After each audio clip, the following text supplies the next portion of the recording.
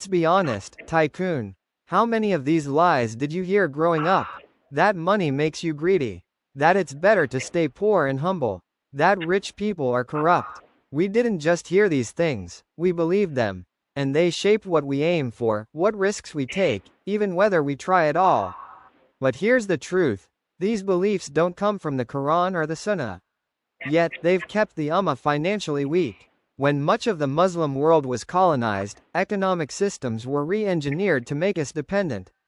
Our land, trade routes, and industries were taken. We were told to leave big industries to others, that our job was to serve, not to own.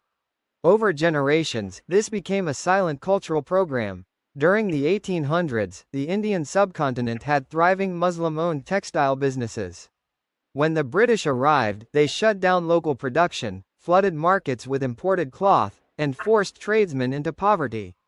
Within one generation, an independent economic system was dismantled, leaving people dependent on colonial imports. Another problem is that some Muslims were wrongly taught that poverty itself is a sign of piety. This came from mixing isolated hadith, mistranslations, and stories without full context. The Prophet lived a simple life but had access to wealth throughout his life, and many of his companions were both wealthy and deeply spiritual. Take one of the wealthiest Sahaba after migrating to Medina. He left everything behind, was offered half of another man's wealth, but refused. His only request was, "Show me the market."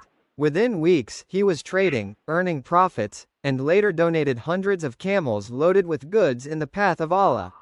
He died wealthy yet humble. We've also seen corrupt politicians, greedy businessmen, and unethical tycoons who became rich by lying, cheating, or exploiting others. When you see that repeatedly, you start thinking all rich people are bad. That money changes you, that the wealthy are greedy and selfish. But that's like saying cars are evil because some people drive recklessly. The problem isn't the car, it's the driver. In the right hands, a car can save a life. In the wrong hands, it can destroy one. Money is the same. If you believe wealth is dangerous, you'll never actively seek it. You won't learn about investing, start businesses, or own property. And ownership is where real power lies. Look around, the most influential voices in the world have massive funding behind them. If Muslims don't control their own economic engines, we'll always depend on others to tell our stories. Allah does not condemn wealth. He condemns arrogance, waste, and injustice. In Surah Al-Kahf, Allah calls wealth a beautification of this world, a positive thing that adorns life when used rightly. When the Sahaba were preparing for Tabuk, Uthman personally funded 1/3 of the entire army. The Prophet said in front of everyone that nothing would harm Uthman after what he did that day. So how can wealth be a bad thing? Here's how you break free, tycoon. First, adopt stewardship. Instead of fearing money, see yourself as its caretaker.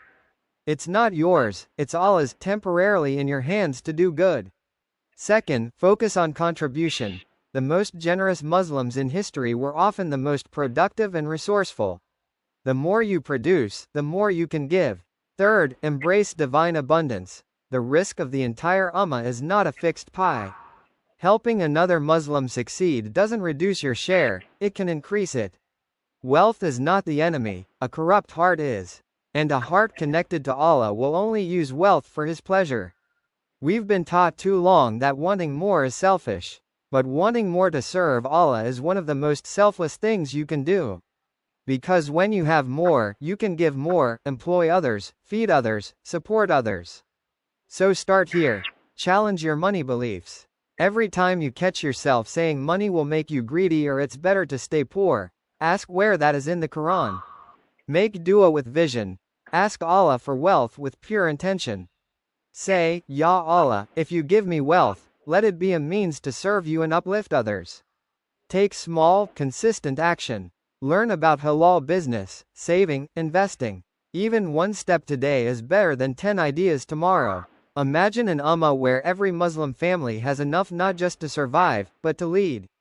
The question isn't whether Muslims can be wealthy, it's whether you are ready to become the kind of Muslim Allah can trust with His wealth.